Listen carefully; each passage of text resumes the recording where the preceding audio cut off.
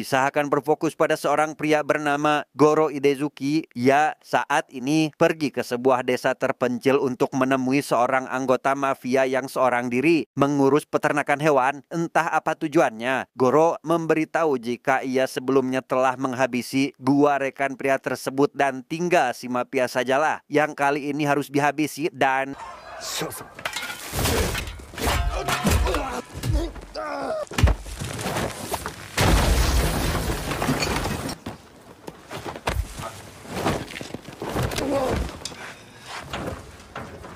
10 tahun yang lalu, Goro yang ternyata adalah seorang polisi memiliki pacar siswi SMA yang bekerja paruh waktu di sebuah minimarket, di mana hal mengharukan seketika terjadi saat 3 orang perampok datang membantai sebagian karyawan termasuk pacar si Goro, di mana ketiga perampok itu tiada lain dan tiada bukan adalah si mafia bersama 2 rekannya yang sudah dihabisi.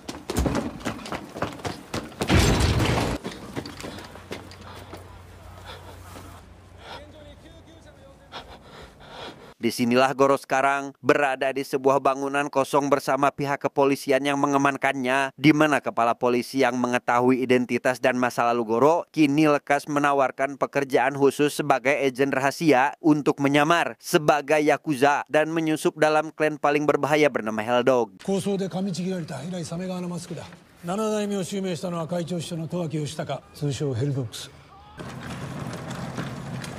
Kepala polisi pun menjelaskan bahwa langkah pertama yang harus diambil adalah mendapat kepercayaan dari salah satu anggota Helldog bernama Muro, di mana sosok tersebut yang dikenal sebagai psikopatnya Yakuza tentu dirasa cocok untuk dijadikan rekan. Dan untuk kesuksesan misi, kepala polisi telah menyiapkan identitas baru seperti paspor dan KTP, di mana Goro akan menggunakan nama samaran Taka selama misi ini.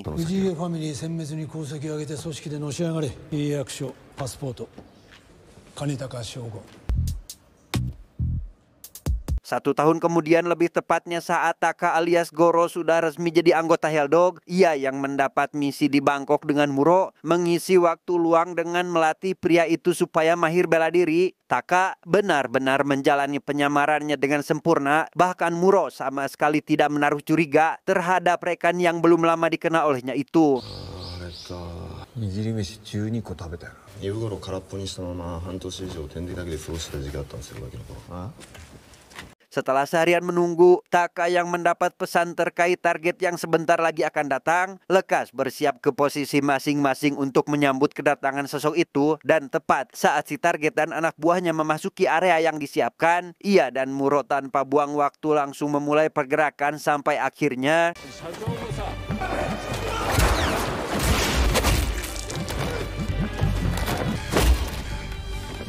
Demi menghilangkan jejak, Taka dan Muro lekas membawa jasad korban untuk dibuang ke area hutan. Dan selesai dengan pekerjaannya itu, ia langsung pulang ke hotel tempatnya menginap dan menghubungi Toki selaku petinggi Yakuza guna memberi laporan, termasuk mengirimkan pesan singkat berisi informasi untuk si kepala polisi.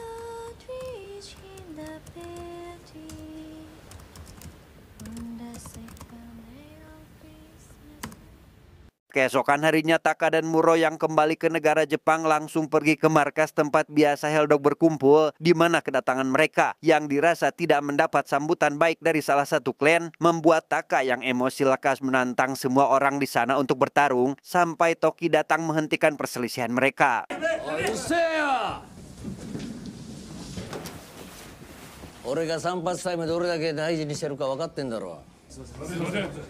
Untuk merayakan keberhasilan misi, Toki dan semua anggota Helldog pun pergi ke sebuah restoran bintang 7, di mana Taka yang sebelumnya sempat cekcok dengan ketua klan dari pihak kerabat bernama Slick, lantas mengakurkan keduanya dengan meminta mereka agar berpelukan supaya tidak menyimpan kebencian satu sama lain.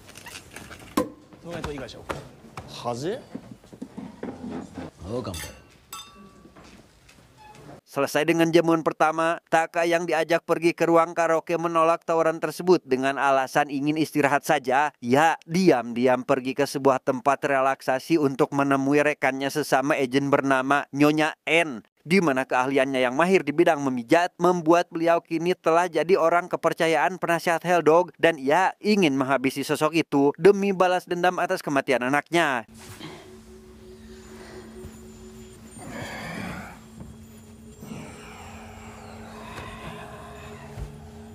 Mura yang memilih jalan-jalan keluar dengan pacarnya mampir ke sebuah kedai kopi dan sempat berkenalan dengan pelayan di sana bernama Nobana. Sedangkan Taka yang baru selesai dipijat oleh Nyonya N seketika dihubungi Toki yang ingin bertemu, yang di sana ia mendapat tugas baru untuk jadi pengawal bos besar dengan Mura selaku rekannya sesama orang terpilih.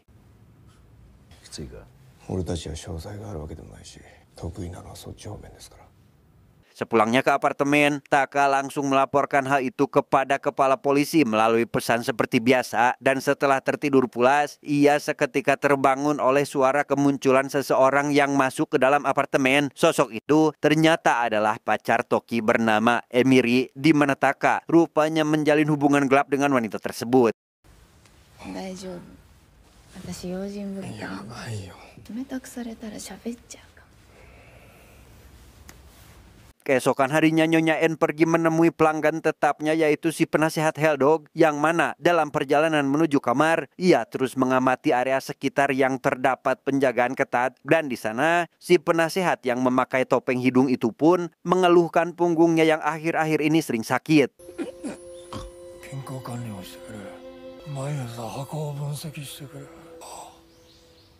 Taka yang sudah siap mengikuti tahap seleksi untuk pertama kalinya bertemu dengan si penasehat selaku orang penting dalam organisasi Yakuza, yang karena para kandidat termasuk Muro sudah berkumpul, Taka bersama rekannya hanya perlu mengalahkan kandidat lain, dan itu sangat mudah sekali bagi mereka.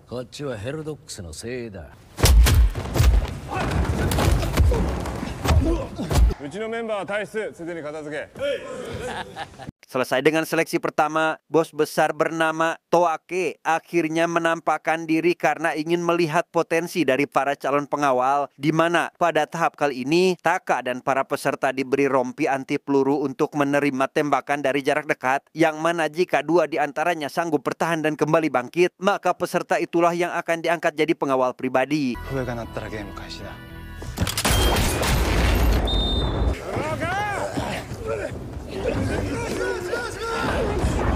Taka dan Mura yang sudah resmi jadi pengawal diingatkan oleh Bir selaku sekretaris Yakuza, yakni harus siap menjalankan tugas karena bukan hanya jadi tameng pelindung, mereka juga harus ekstra hati-hati dalam mengamati segala hal yang bisa saja berdampak buruk bagi si bos besar. Selesai dari tempat itu, Taka dan Mura pun langsung diajak keliling serta menandatangani surat kontrak kerjasama. 警察はレンチ1本でも難癖つけて銃刀法違反でパクる。 Di sana, Bir juga mengantar Taka dan Muro untuk menemui Toake di ruangannya, di mana Toake yang ingin mengetahui pendapat Taka terkait pelaku tindak kejahatan yang terbebas dari hukum. Ia jujur benci terhadap aparat yang disuap dan sangat ingin menghabisi manusia seperti itu. Namun Taka tidak membenarkan pihak manapun karena menurutnya Yakuza juga sering terlibat dalam kasus kejahatan.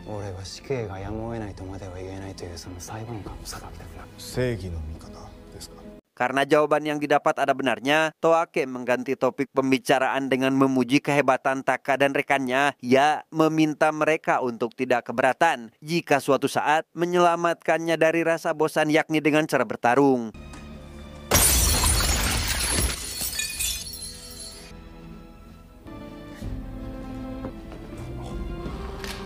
Keesokan harinya Taka dan Muro memulai hari pertama mereka dengan mengawasi bos, menemui rekan bisnisnya, di mana bisnis penjualan gading gajah ilegal yang menjadi salah satu aset pendapatan tertinggi ini terancam merosot akibat kurang berhati-hati. Selesai dari tempat itu, mereka lekas pergi ke sebuah museum karena Toake menyukai hal-hal yang berbau sejarah.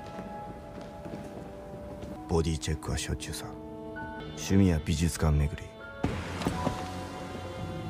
Cukup dengan agenda hari ini, Toake yang memutuskan pulang tidak lupa memberikan tip untuk Taka dan Muro membeli kopi, dan di hari berikutnya ia pun pergi ke sebuah hotel terbengkalai yang mana tempat itu adalah proyek miliknya yang terhenti akibat tidak mendapat izin pemerintah. Yang di sana Toake membocorkan keinginan terbesarnya yang ingin menghabisi pria bernama Josh, seorang bos Yakuza dari klan musuh yang telah mengambil alih sebagian bisnis.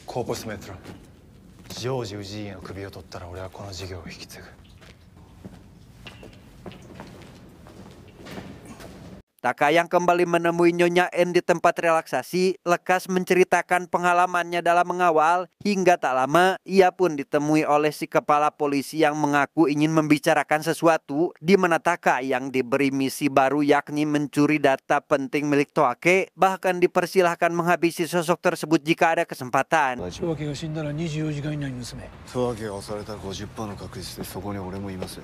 そうなったら自分の身を守れ。よく言うよ。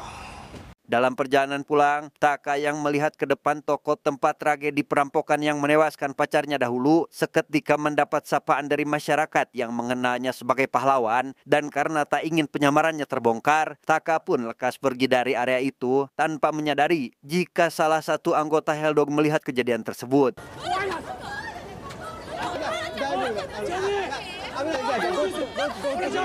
Sementara itu, Mura yang kini tengah jalan-jalan menemani pacarnya diajak ke suatu tempat untuk menemui teman-teman si wanita yang mana saat sedang asik main tebak-tebakan, Nobana si pelayan kopi yang juga ada di tempat itu seketika bercerita terkait aksi perampokan di minimarket 11 tahun lalu, di mana Nobana ternyata adalah anak dari salah satu korban penembakan. その後2ヶ月ごとに20万円ずつ届くの。メモは最初の一言だけ。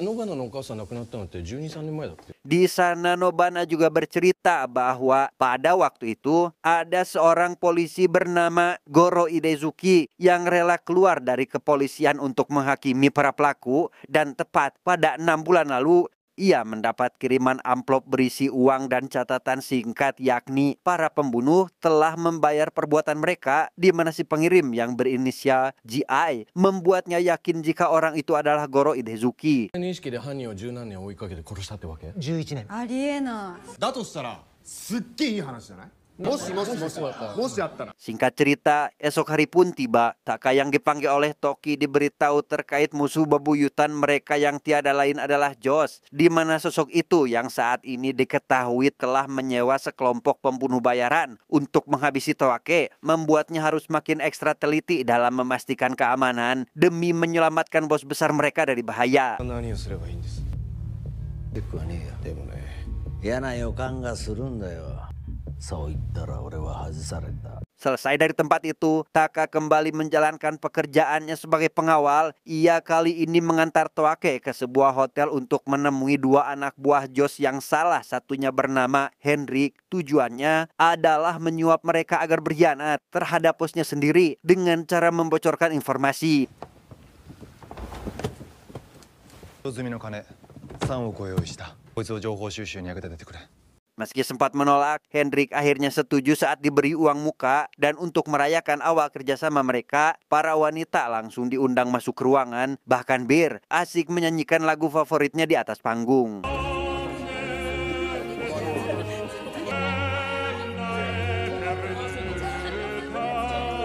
Di tengah acara pesta yang masih berlangsung, Taka yang curiga jika salah satu wanita di sana ada yang berniat buruk, langsung menghampiri wanita tersebut yang ternyata baru 1 minggu bekerja. Gimana dugaannya? Semakin kuat saat si wanita bernama Luka menolak untuk meminum sendiri air yang disiapkan olehnya untuk Toake dan...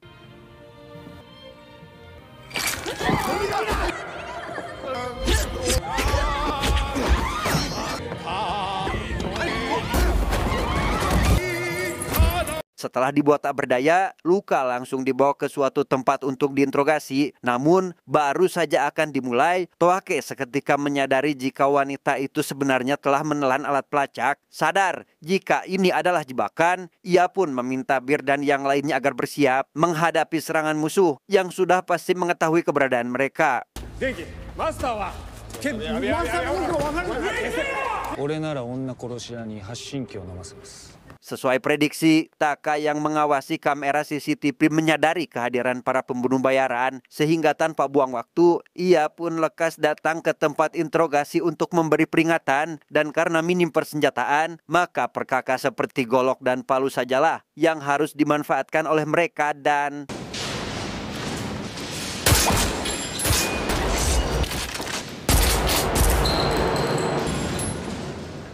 Tepat setelah sebagian dari pembunuh bayaran dihabisi, Taka langsung menyusuri tiap ruangan untuk menyambut gelombang kedua, sedangkan Bir dan satu rekannya yang tengah terlibat baku tembak sengit cukup dibuat kewalahan oleh musuh yang terus berdatangan, sampai akhirnya Taka datang dan langsung ikut andil dalam baku tembak tersebut.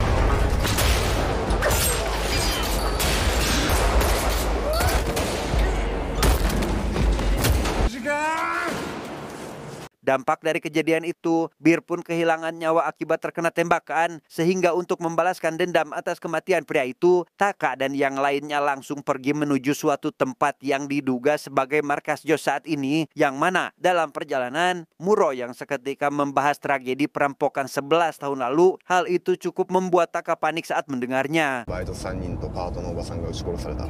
近所の派出所勤務の巡査が井出月五郎11年間犯人を追っかけて殺して稼いだ金も遺族に分配しよう。 Sementara itu, Hendrik bersama rekannya yang baru tiba di markas dihampiri Jos yang sedari awal juga merencanakan pertemuan mereka dengan Toake. Namun tanpa semua orang sadari, koper yang mereka bawa ternyata sudah tersimpan alat pelacak, di mana Toki dan beberapa anggota Helldog kini mengetahui keberadaan mereka dan siap menyerbu tempat itu.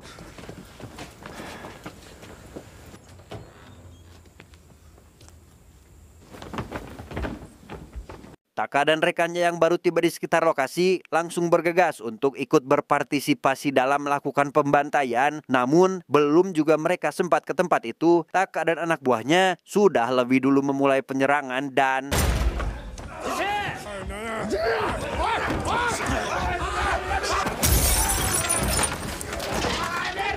Jos yang berusaha kabur melalui jalur belakang, usahanya berakhir sia-sia saat TKCS mengetahui keberadaannya, dan karena pihak musuh sudah diberantas, semua anggota Helldog pun langsung berkumpul untuk memperingati kematian Bir, di mana pada momen ini salah satu bawahan Slik yang sempat mendengar warga sipil memanggil Taka dengan nama Goro, lekas melaporkan hal itu pada atasannya. 巡査が大声で呼んだんです。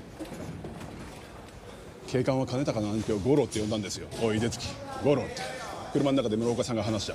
Tepat setelah sesi doa selesai, acara dilanjut dengan makan bersama juga membahas terkait siapa orang yang akan mengganti posisi Bir, di mana Toki yang ingin Taka mengambil posisi itu kini lekas mengajaknya ke ruangan lain untuk memulai profesi barunya, yang di sana Taka menyaksikan atasannya sendiri memukul Toake dengan iming-iming penembusan dosa karena tewasnya Bir disebabkan oleh si bos yang berkeliaran. ホップ自らが拷問部屋に赴くなんぞ言語道断です。 ここで誰かが締めてくれなきゃ熊沢に合わせる顔がね。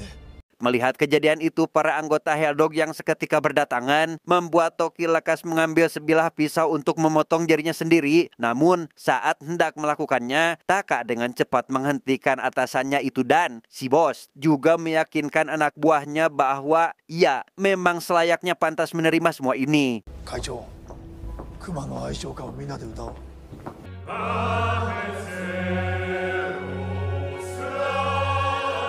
Setelah si bos dan yang lainnya kembali untuk melanjutkan acara, Taka yang masih membersihkan bekas kericuhan dihampiri Slik yang menganggap jika Taka lah orang yang lebih pantas memotong jari. Hingga tak lama, Muro juga datang ke sana menyarankan Slik agar tidak berpikir negatif terhadap rekan seperjuangannya, dan tak berhenti di situ, Muro bahkan menghajarnya tepat di kamar mandi karena sudah lama menyimpan kebencian terhadap pria itu.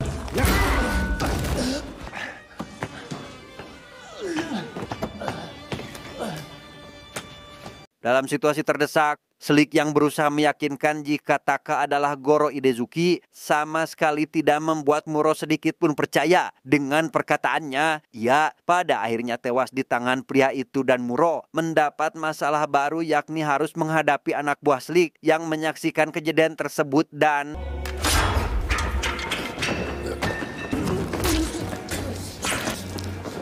Karena Muro tak kunjung datang, Taka yang penasaran pun langsung melakukan pencarian hingga dibuat terkejut saat menyadari rekannya sedang kesulitan, di mana Muro yang sempat mendapat satu tikaman kini harus berusaha bangkit demi memberikan perlawanan hingga berhasil menghabisi pria itu.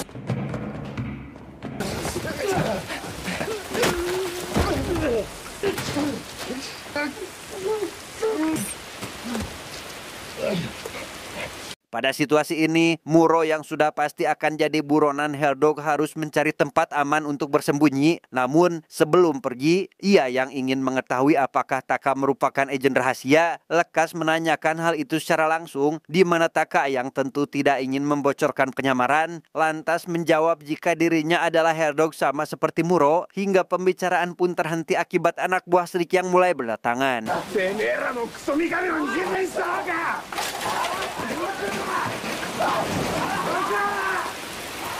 Lolos dari pengejaran, Taka yang masih kepikiran dengan ucapan Slik terkait Taki yang diduga sebagai Goro, lekas pergi menemui Nobana untuk memastikan kebenarannya. Sedangkan Taka yang ditemui oleh si kepala polisi, kini diberitahu jika Toake alias si bos besar sebenarnya adalah agen rahasia seperti Taka, namun telah berkhianat dan jadi Yakuza seutuhnya.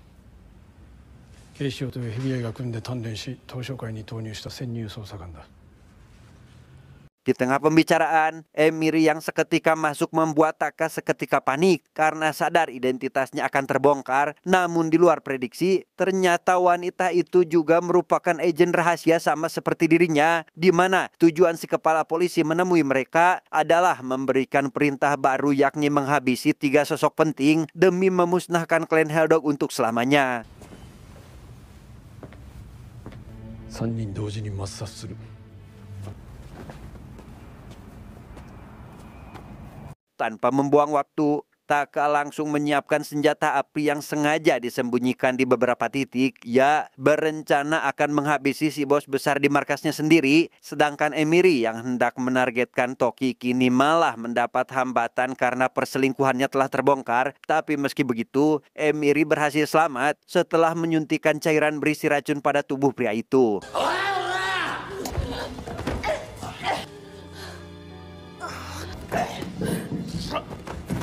Tepat setelah Nyonya En mengatasi si penasihat, Taka yang baru akan memulai aksinya lekas menargetkan 2 penjaga di sana untuk dihabisi terlebih dahulu. Ya, tanpa segan menghajar kedua orang itu meski awalnya sempat dibuat kewalahan dan...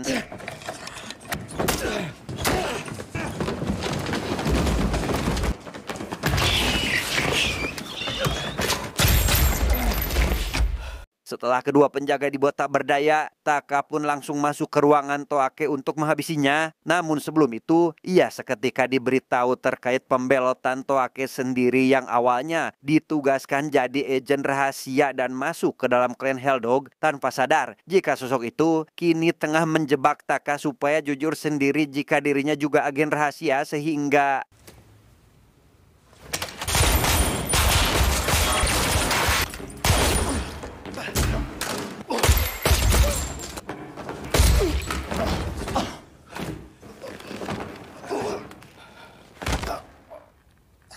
Keesokan harinya, Taka lekas mengantarkan data penting milik si bos sesuai permintaan si kepala polisi. Hingga tak lama, ia pun dihubungi oleh Muro yang memintanya datang ke hotel terbengkalai jika tidak ingin Emiri mati. Dan sesampainya di tempat itu, ia yang diminta agar berterus terang terkait identitasnya, membuat Taka akhirnya jujur jika ia adalah Goro Idezuki yang mendapat misi sebagai agen rahasia sampai akhirnya...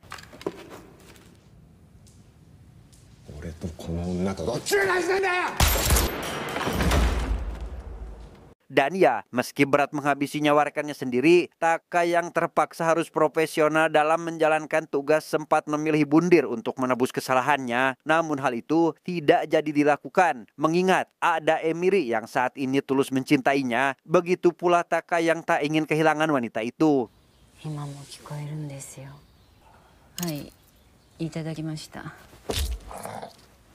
Tamat, ending yang sangat membagongkan.